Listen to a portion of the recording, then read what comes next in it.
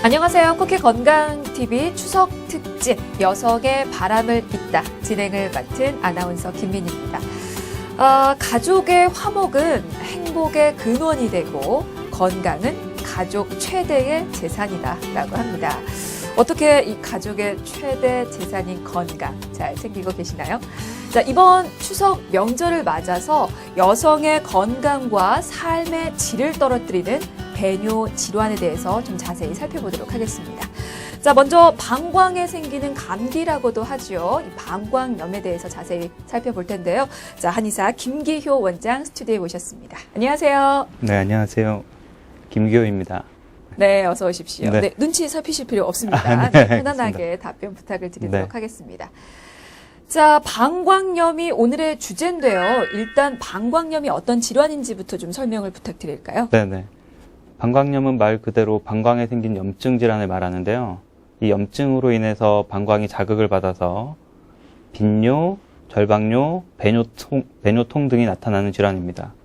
근데 이런 증상이 1년에 3회 이상 재발하면 만성 방광염으로 분류하기도 합니다. 네. 방광염은 왜 생기는 겁니까? 방광염은 주로 요도를 통해서 대장균과 같은 세균이 침입해서 발생하게 되는데요. 네. 만성 방광염도 급성과 마찬가지로 세균이 원인이 되긴 하지만 주로 몸이 피곤하거나 면역력이 떨어지는 경우에 발생하는 것이 차이점이라고 볼 수 있습니다. 이외에도 소변을 오래 참는다거나 아니면 변실금, 임신, 그리고 당뇨 등과 연관돼서 발생하는 경우도 종종 있습니다. 그렇군요. 근데 이제 건강보험 심사평가원 통계를 보니까요. 해마다 이 방광염으로 진료받은 환자 수가 늘고 있더라고요. 네. 근데 이제 성별 진료 인원 점유율을 보면 여성이 무려 94.1%고요. 남성은 여성 환자 수에 비해서 적습니다. 그러니까 여자 환자 수가 압도적인 거죠. 네. 왜 방광염은 여성 환자가 이렇게 많을까요? 네, 여성은 남성의 해부학적 구조가 다르기 때문인데요. 여성은 남성에 비해 요도의 길이가 짧고 질이나 항문과의 거리가 매우 가깝습니다. 그래서 세균에 노출되기가 쉬우므로 방광염에 걸리기가 쉽습니다. 또한 임신, 출산 등으로 인해서 골반 근육이 약해지고 또 폐경기에 접어들면서 호르몬 균형이 깨지기도 하는데요. 이런 상황 때문에 여성이 더 많이 발생하게 됩니다.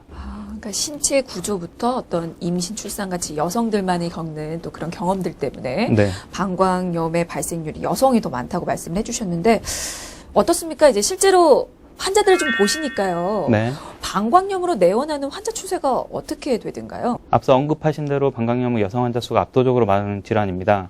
특히 40, 50대, 그러니까 폐경기에 접어든 여성에게서 많이 발생하게 되는데요. 또 세균성 질환이다 보니 계절적으로는 덥고 습한 여름에 많이 발생하고 있습니다. 근데 통계를 보면 방광염 환자는 꾸준히 증가하는 경향을 보이고 있는데요. 그 원인으로 성관계 시기가 빨라지고 컴퓨터 등 좌식 생활이 늘어나는 등의 이유를 들고 있지만 무엇보다도 방광염을 질환으로 인식하고 적극적으로 치료하려는 분들이 늘어서 환자 수가 늘어나고 있다는 생각이 듭니다. 네, 어쨌든 적극적으로 좀 치료하시는 분들이 예전보다 더 많아지신 거네요. 네. 알겠습니다. 근데 이제 방광염을 두고 소변을 자주 본다고 해서 오줌 소태라고 하거든요. 구체적으로 방광염은 어떤 증상들이 나타납니까? 네, 방광염의 대표적인 증상이 소변을 자주 보는 빈뇨라서 이제 오줌 소태라고도 많이 부르시는데요. 네. 그 외에도 그 요의가 느껴지면 소변을 참기가 힘든 절방뇨, 그리고 소변을 볼 때 찌릿찌릿하게 느끼는 배뇨통이 방광염의 대표적인 증상입니다.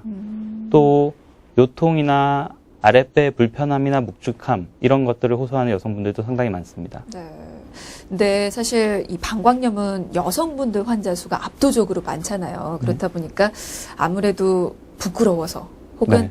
뭐 저절로 낫겠지 하는 생각으로 좀 병원 내원 안 하시는 분들도 좀 상당수 계시는 것 같더라고요. 네.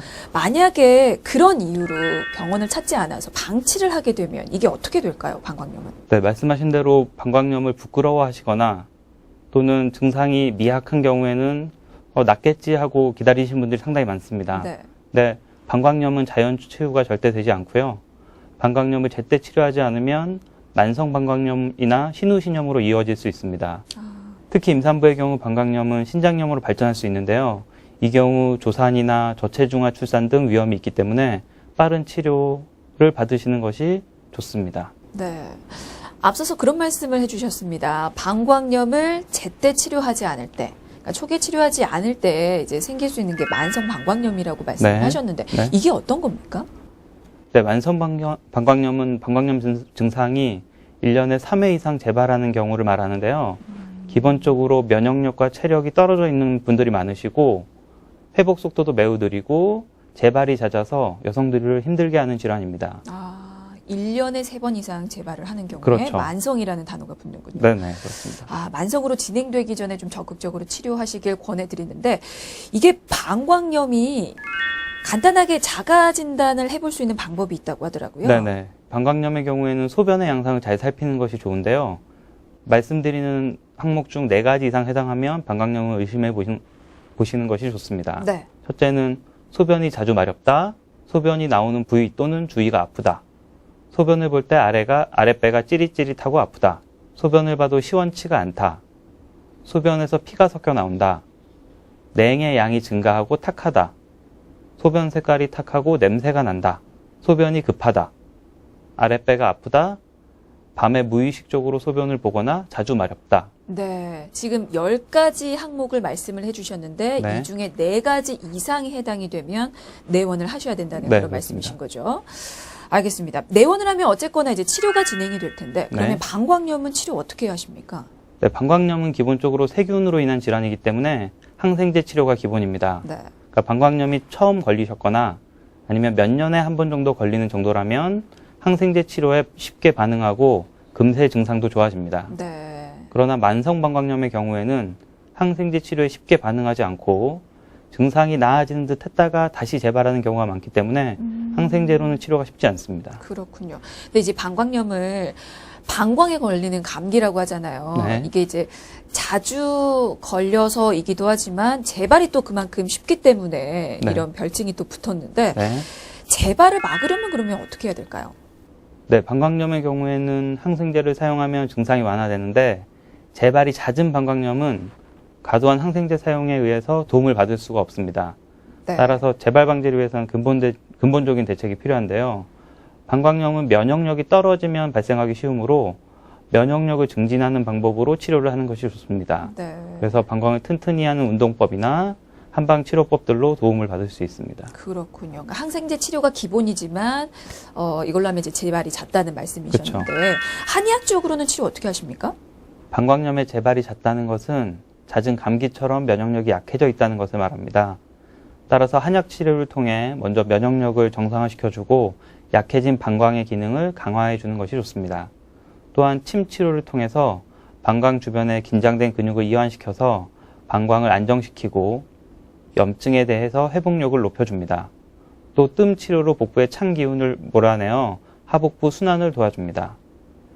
치료 기간 중이나 완료 후에도 배뇨 일지 같은 것을 참고하셔서 꾸준히 생활 관리를 하는 것이 방광염의 재발을 방지할 수 있는 방법입니다. 이게 병원 치료와 더불어서 잘못된 또 생활 습관은 고치는 게 근본적인 치료를 또 하는 방법이군요. 네, 맞습니다. 그러면 방광염 재발을 막기 위한 생활 관리 같은 건 어떻게 할 수가 있을까요? 네, 방광염 재발을 막기 위해서는 무엇보다 면역력과 체력을 유지하는 것이 가장 중요한데요. 그러기 위해서는 가장 중요한 것이 수면의 질입니다. 가능하시다면 7시간 이상의 충분한 수면을 통해서 면역력을 회복하는 것이 필요하고요. 또 스트레칭이나 걷기 등 골반 근육을 강화해 줄 수 있는 운동을 통해서 골반 내 순환을 개선해 주는 것이 필요합니다. 또한 카페인이나 알코올을 즐기시는 분들은 이것을 줄여주시고 아랫배를 따뜻하게 해주시는 것이 도움이 됩니다. 네. 사실 뭐 방광염에 걸린들 생명에 그렇게 지장을 주지는 않습니다. 하지만 문제는 일상생활에 많이 불편을 겪을 수가 있고 그리고 활동적인 어떤 생활들을 좀 제한한다는 게 문제인데요. 그렇다면 미리 예방하는 것도 한 가지 방법이 아닐까? 좀 더 삶의 질을 높이기 위한 방법이 아닐까 싶어요. 자, 그렇다면 방광염의 예방법도 또 들어봐야 될 것 같아요. 네. 방광염을 예방하기 위해서는 가장 간단한 것이 적당량의 수분을 항상 섭취해 주시는 것입니다. 수분이 배출될 때 체내의 세균을 몸 밖으로 쉽게 배출할 수 있기 때문인데요. 이때 소변을 오래 참는 것은 좋지 않고 또한 성관계 전후에 생식기를 청결하게 하는 것도 매우 중요합니다. 네. 근데 그렇다고 해서 잦은 세정제를 가지고서 세척을 많이 해주는 것은 피하셔야 합니다.